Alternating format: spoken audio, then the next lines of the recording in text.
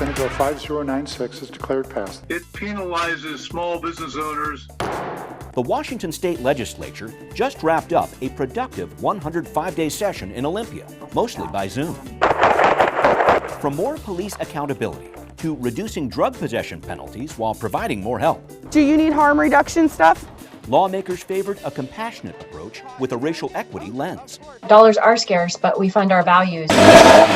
We finally have meaningful climate legislation. But a new gas tax to pay for 2 climate bills remains in limbo for now. And 2 lawsuits have been filed challenging a new capital gains tax on the wealthy. Will lawmakers return for a special session? There are rumblings, there's talk of it. Our panel of journalists weighs in. This is one where I feel like it's not a 2-sided thing, it's a 7-sided thing. No peace! We bring you the scoop on how the 2021 legislative session will impact you. Next on City Inside Out.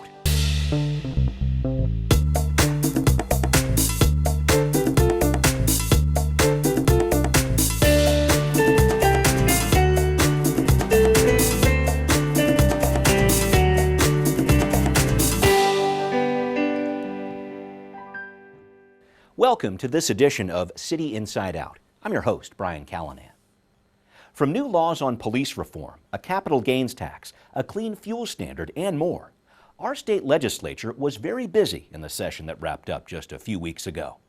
But the action is not over, as opponents line up lawsuits against some of this new legislation. And Governor Inslee considers calling a special session over a possible new gas tax. This week, we're looking back at what lawmakers approved in the 2021 legislative session and the challenges presented by those policy decisions in the months and years ahead. We're going to begin with the public hearing on engrossed second substitute House bill, and the screen just disappeared. You might have thought pandemic pressure would have prevented too much from happening this past legislative session in Olympia. But the truth is quite the opposite. This furthers our commitment to help all Washington residents. Governor Inslee's pen has been busy, approving several landmark bills the Democrat-controlled House and Senate have sent his way. We cannot let this legislative session pass without passing a robust police accountability bill. Representative Jesse Johnson and the largest caucus of black representatives in our state's history helped pass more than a dozen police reform bills. With a civil rights movement that gained momentum following the death of George Floyd in Minnesota and Manny Ellis in Tacoma while in police custody, lawmakers banned chokeholds and other controversial tactics. This bill does not appear to consider officer safety. Amidst some pushback from police, legislators also approved a measure requiring officers to intervene if they see another officer use excessive force. And Olympia has now made it easier to decertify an officer for misconduct. We simply cannot support a bill that authorizes the possession of drugs. Some law enforcement agencies also stood against a drug crimes measure in the legislature, but the bill moved forward. What we should be arguing over is why we haven't done this earlier. Advocates wanted to decriminalize drugs, but ended up with a new law that makes simple possession not a felony, but a misdemeanor, with a sharper focus on medical treatment instead of criminal punishment. Less than 1% of taxpayers in Washington will end up paying this tax.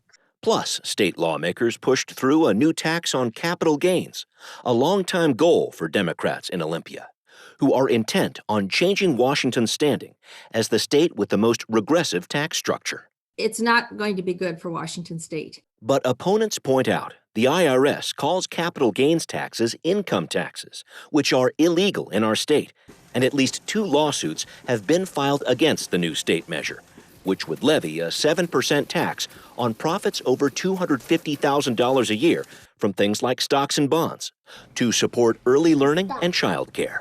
Nice teamwork. The state has also expanded its Working Families Tax Credit, a $300 to $1,200 rebate for low-income workers that lawmakers approved in 2008, but did not fund until this session. Until we have good comprehensive immigration reform, so many people in our community just aren't even given the chance. And lawmakers passed a $340 million COVID relief fund to help immigrants in our state, which is believed to be the second largest fund of its kind in the U.S. Do you want me to let you know, or do you want me to just do it? That money, plus roughly $10 billion in one-time federal COVID assistance, is a huge boost for our state. But there's a major funding fight brewing over just 5 cents. You bet we're prepared to call people back. Governor Inslee has said he'd consider calling a special session to pass a nickel gas tax that would help pay for 2 new climate change bills approved by the 2021 legislature. Lawmakers voted yes on a low-carbon fuel standard and a cap-and-trade system that puts a price on carbon emissions. But both laws are contingent on the approval of a new transportation revenue package by the year 2023. If that's not enough, watch out for some ballot measures cleared to gather signatures to challenge those new climate change policies, and perhaps capital gains taxes too in November. It's all part of the enduring impacts of a 2021 session that may have lasted just 105 days, but will affect our state for years to come. And joining us to talk about the past legislative session, we have with us Melissa Santos. She is a staff reporter who covers state politics for Crosscut. Also with us, Austin Jenkins, Public Radio's Olympia correspondent. Thanks to you both for joining me here. I'm going to leap right into it with you, Melissa, here. An overview to start, if we could. It is striking to me how many major pieces of legislation passed in Olympia this past session, from police reform to capital gains taxes, and we'll get into the details of those different topics in a minute. But overall, was it a sense of urgency from the pandemic, or what was it that paved the way in your mind for so much activity? I think 2 things. I think that the George Floyd protests and the Black Lives Matter movement and the pandemic combined to kind of help give some urgency, like you said, to push through some policies that had been bottled up for the last several years. There's also been a change in Democratic control in the last 5 years or so, that kind of leaning more Democratic, that has also paved the way for that. But I think really those events made people say, okay, so anything that really has an effect on racial equity, we need to prioritize. That certainly was actually what happened in the State House. They had like a checklist, basically, Right. and that was part of it. Right, right. And I know we're going to talk about that equity issue a little bit later on in our show, but Austin, over to you here. This was an all Zoom session other than the first day, and I think a lot of lawmakers were expecting a lot less would get done via virtual legislation here. Did you expect to see so much activity in Olympia during a global pandemic? Well, it's interesting because the overall number of bills that passed is actually down compared to a normal 105-day session. But I think you can argue whether you agree or disagree with what they did, that the impact, the significance of the bills that did get through was really noteworthy. And, you know, what you heard from majority Democrats going in is they didn't know how this was going to work. They did some practice sessions that didn't go terribly well. Right. And for all of the complaints and criticism from Republicans about the fact that this was done so remotely and with the the building shut off, closed to the public, and fences put up around the Capitol for security reasons, for all of that, it actually went pretty darn smoothly. Yeah, all things told. I know there were a lot of people who were expecting a lot less, so thank you for those observations. I want to move on to police reform, and I'm going to try to divide this into 2 parts, tactics and officer discipline. Austin, let me start with you on tactics. So the legislature passed a ban on chokeholds. We now have limitations on when officers can use tear gas. There's a ban on no-knock warrants and a requirement that officers intervene when they see fellow officers using force improperly. I know advocates brought a lot with the civil rights movement and that momentum behind them here. Did they get all they wanted here? In many respects, yes. I think that the prime sponsor of the police tactics bill, Representative Jesse Johnson, said they got 4 of 5 priority bills. And if you look in totality, the governor is going to be signing upwards of a dozen bills. The conversation or the criticism is going to be about whether it's enough fast enough. I mean, there are those who would like to see police departments dissolved and perhaps reimagined, as we saw in I believe Camden, New Jersey, a number of years ago. Yeah. What the sponsors are saying, though, is that they think that this is a significant first step towards not only changing how police do their jobs day to day, but toward building trust again. But the proof is going to be in the pudding, and the proof is going to be in the implementation of these laws. Yeah, which is, I think, on this discipline side, maybe I can bring you in here, Melissa, on this. So the legislature also passed bills to set up a new state office that would independently investigate police killings and also make it easier for the state to decertify an officer. This is an issue that you have followed in depth, and I wanted to get your sense of how law enforcement agencies are feeling about these changes, and also what impact are these new laws going to have on our state?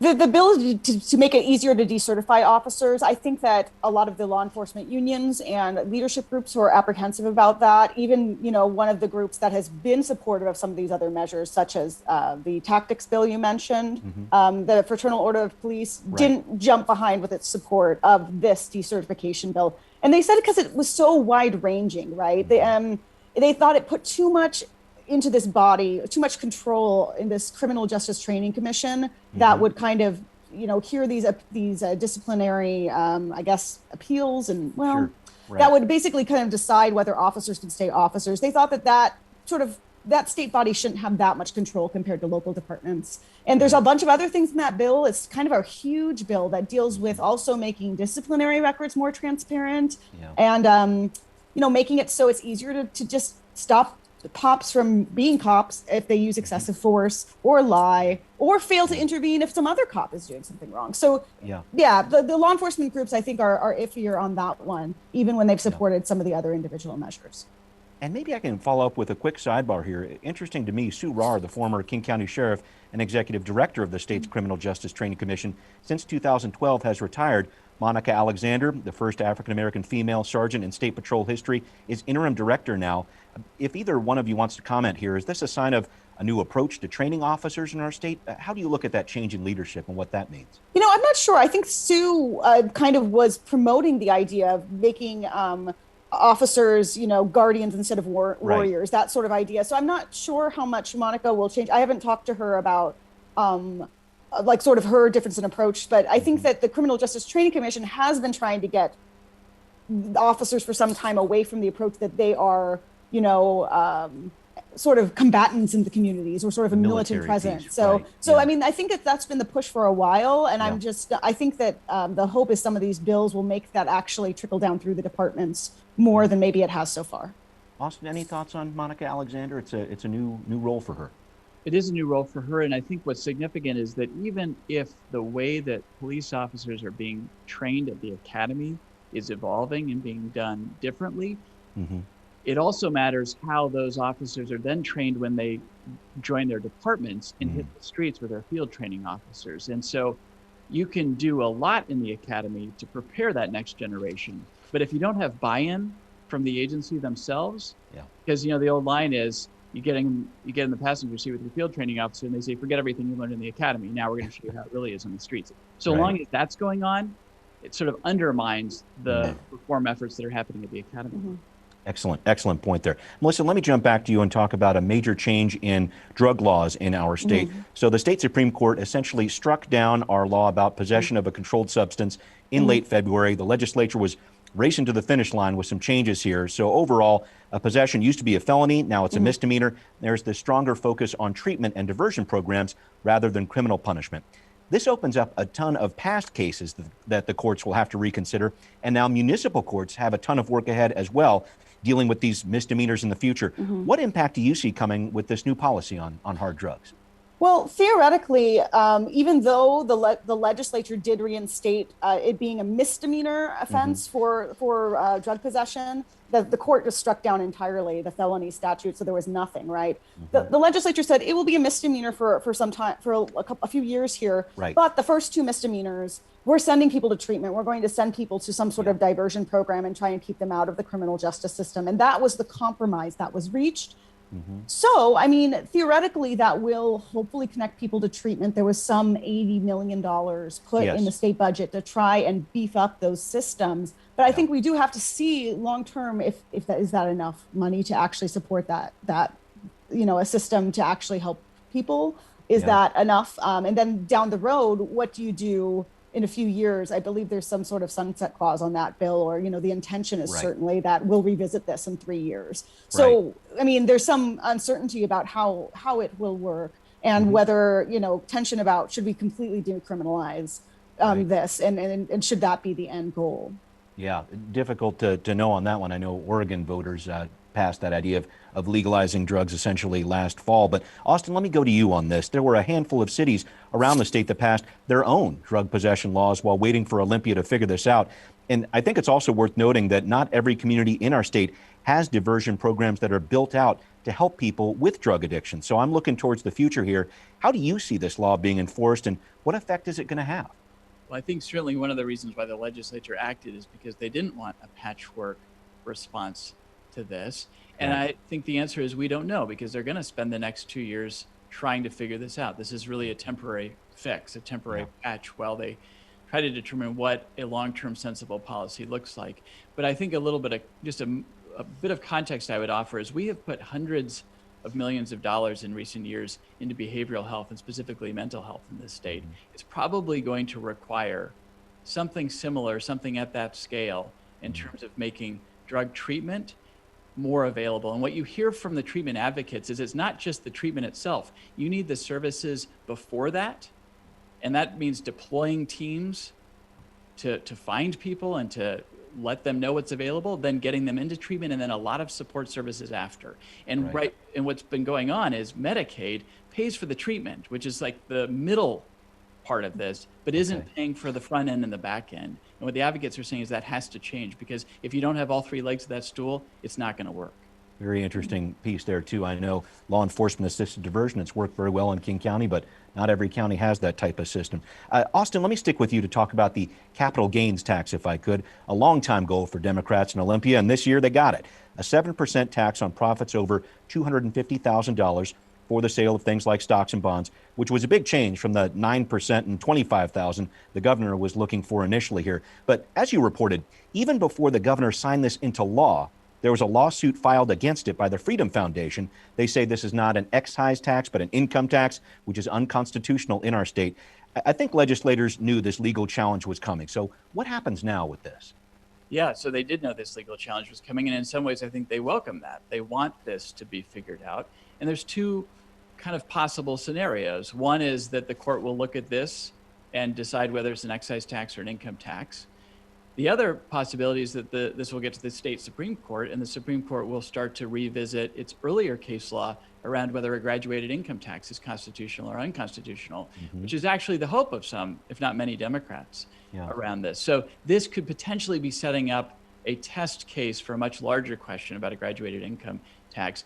You'll hear Democrats make an argument about why a capital gains tax is good tax policy. They like the idea of taxing higher, what they will say is the wealthiest 0.5% in the state. But there's a bigger thing going on here, which is also trying to see if there is an opportunity to revisit those past cases. I know, and it's something that I know a lot of voters in our state are not all that happy about, so we'll see what happens with that one. But Melissa, I'm looking at this capital gains tax and also the legislature's move to finally fund the working families tax credit. It just seems to me there was a lot of support in Olympia this session, bipartisan in some cases here, to make some big changes to our taxation system. Right. I mean, that working families tax credit was something that Republicans supported. Absolutely, this year as well. They just thought you didn't need a capital gains tax to make it happen. You just give money to lower income individuals, give them that rebate, which is what that is. And so that's where the disagreement was. But this is something the legislature actually approved, I think, in 2008, but just never actually put money into the tax credit. So that's kind of what I'm talking about, with sort of pent up policies that kind of haven't really come to fruition, but then did this year. That's a perfect example of them saying, we need to actually deliver on what promises we've made in the past, or, just get more money into hands of lower income people, because frankly, property taxes for a lot of people have gone up, and that maybe has affected more middle income and some low income people in the last few years. Yeah, briefly, Melissa, any thoughts about the capital gains tax and what's next there? Absolutely. We all knew a legal challenge was coming, and that was going to happen. It actually is kind of interesting. I have heard Republicans say they think that this Supreme Court, which they criticize as too liberal and sometimes putting end goals before legal arguments. I don't know. I'm not a lawyer, but some of these Republicans have said, actually, we think they may overturn those old rulings over an income tax, sort of paving the way for the legislature to charge a tax on income that isn't flat, higher for higher individuals. And so that makes me think, wow, maybe that is where this will go. So I don't know though. That's kind of, I agree with Austin that is one, that is where this could lead. Yeah, one to watch in the courts for sure. Austin, let me jump back to you. And speaking of taxes, if we may, are we going to see an increase to our gas tax in the near future? So I want to talk about the new climate change measures the legislature passed, a cap and trade carbon pricing system, and a clean fuel standard. However, enacting those is contingent on Olympia figuring out a transportation package in the next 2 years, which carries with it a gas tax of at least 5 cents, as I have seen reported here. The governor said he'd be open to a special session to talk about that. I'm trying to figure out, are there any rumblings from inside Olympia that might actually happen, that special session? There are rumblings. There's talk of it. There's also talk of waiting until next session. The tying of these bills to a gas tax package is very much based on the fact that the transportation chairs, and in particular Steve Hobbs in the Senate, wants a transportation package. I mean, there are projects like the Highway 2 trestle replacement, the Columbia River crossing replacement, there's a lot of pent-up demand for that. And so this was, one way to sort of say, if we're not going to get the transportation package this session, we now have some leverage, some bargaining power to get it in the future. But I think the timing is very uncertain. The other thing is that traditionally, a gas tax package or a transportation funding package, which is separate from the transportation budget, the base budget, has been bipartisan. It's hard to get there, but you eventually get bipartisan support for it. So long as this is tied to carbon cutting measures that Republicans think are going to by themselves drive up the cost of gas, it's hard to see how you get to a bipartisan deal around a gas tax package. Yeah, and Melissa, let me bring in here because I want to talk about what this fight about gas tax is all about, because Democrats got a lot done this session. Climate change and this transportation package were not part of that. What is this big fight over adding 5 cents to the gas tax all about? Do you see any resolution to this coming anytime soon?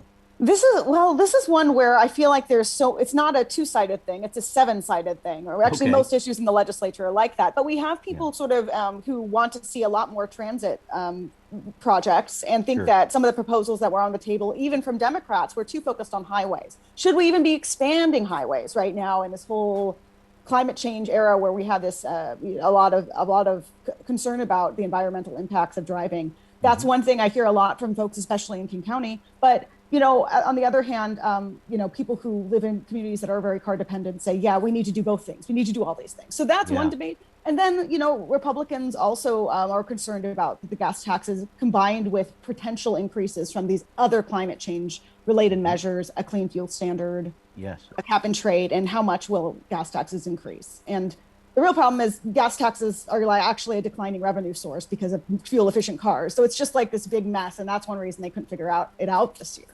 Okay, yeah, we'll see what happens with that special session or perhaps next year here. But Melissa, let me stick with you here. I want to touch on some of the issues of racial equity. We brought this up at the beginning of the show. A lot of this came up during the session here and a lot to consider here. I wanted to talk about one move by the legislature that might have seemed small, but I thought it was very significant. A statue at the National Statuary in Washington, D.C. of Marcus Whitman, a missionary and pioneer in our state. That will be replaced by a statue of Billy Frank Jr. of the Nisqually tribe. And I just thought this was a historic step. You wrote about this a little bit. Talk about that, if you could, and the push for equity this session in the legislature. I mean, I think that this is something that's sort of related and was talked about some during the after Charlottesville and when people were talking about should we have monuments to Confederate leaders. Marcus Whitman was not a Confederate leader. That's a little bit different. But this idea that is he a symbol of colonialism and white colonialism, and is that even if there's many good things that he's associated with, is that what we want to be on display representing our state? Or should we have someone who is representative of the people who've been here hundreds and even thousands of years? And that's kind of what happened with Billy Frank Jr., who led protests to kind of, that led to a decision, a court decision that reinforced treaty rights and allowed Native tribes to fish as they had been for many generations. So that's the idea, was to send a message saying our state is more than the foundings by white people, and it existed before that. And so I think that is sort of supposed to be an acknowledgement a little bit of the diversity of the state is the hope. Right, and part of the theme too, Austin, I'll bring you in here. This was really woven throughout the session, I thought. It featured the largest caucus of black representatives in our state's history, and lawmakers had bipartisan votes to ban Native American mascot names, established Juneteenth as a state holiday, and a lot more. What struck you about this concept of racial equity and how that played out during the session? Well, yeah, so it's the moment we're in, and what many are saying is a movement, but it's also, imagine the significance of when the legislature went from being all male to having women, and how that would change the nature of the bills being introduced and the discussion around policy. Well, you're seeing something very similar happening with a much more diverse group of legislators. As you note, the members of Color Caucus, the Black Members Caucus are growing. And there's also a generational shift happening where younger people are coming into the legislature. That is changing the conversation. That is changing the kinds of bills that are being introduced. That is forcing the leadership of in particular, the Democratic caucuses to change some of the ways that they've been doing things institutionally for many, many years. So yes, it's the moment we're in history, but it's also the fact that there are different people, a more diverse group of people at the table making these decisions, and that can't be understated. Yeah, very, very important point. Melissa, we need to wrap up. I want to send it back to you. We've covered a lot of ground today, and I thank you for the work you've done with this. But is there another issue you've reported on we haven't talked about we should be looking at now and in the future? This is at the time of year when wildfires are starting to break out around the state, and this year we do have quite a few. And I've been covering the legislature for, I don't know, a while, not as long as Austin, but a while. And every single year, this commissioner of public lands has said, we need more money to prevent these wildfires. It's getting out of hand. It's gotten out of hand. Our forests need more attention, and we need to, all of this. And so they actually included money to do a bunch of work on wildfires. I mean, we used to be talking about, they got $4 million maybe to kind of try to make our forests less likely to burn. It was 60-some. I mean, it was 68 million, 120, actually, 60-some million each year. So 120 something this year. That's a huge increase. And so the hope is that we can pay for a wildfire response that can quickly jump on those fires to try and get them so they don't get out of hand, don't fill our skies with smoke. And that's something we'll have to watch. This year it may not all be in effect, but supposedly next year we'll have a lot more resources to use to fight wildfires in our state. Important to watch this summer and fall. Austin, 45 seconds, if I could, another issue from the legislature we should be keeping our eye on. Well, I would say this ban on open carry at the state capitol and the state capitol campus, and restrictions on open carry at demonstrations around the state. The legislature has traditionally and typically majority Democrats let the voters do gun control related measures, deferred to the ballot on that. But this was a year when they came together in light of the current climate and said, we're going to take this step, and it's going to definitely change the climate down here, because we often see open carry events, and that will now be prohibited. It's going to be very interesting to watch. Thank you both for your time. I really appreciate it, and we will be right back. What are people on social media saying about the recently wrapped up session in Olympia? One person writes, I am so proud of our Washington legislature Democrats. This session has been win after win for progressive values. Another writes, government doesn't exist to protect us from ourselves. Now that vulnerable populations have been protected and vaccines exist, it's time for personal responsibility and accountability to drive policy. We'd like to know what you think. Send us an email at contact@seattle.gov or find us on Facebook, Twitter, and Instagram. Coming up next week, with more Americans getting vaccinated, chances are good we'll see a lot more vacation planning for this summer. Travel journalist Rick Steves and John Milbrath of AAA of Washington will join us to share the do's and don'ts of pandemic travel next time on City Inside Out. I hope you join us.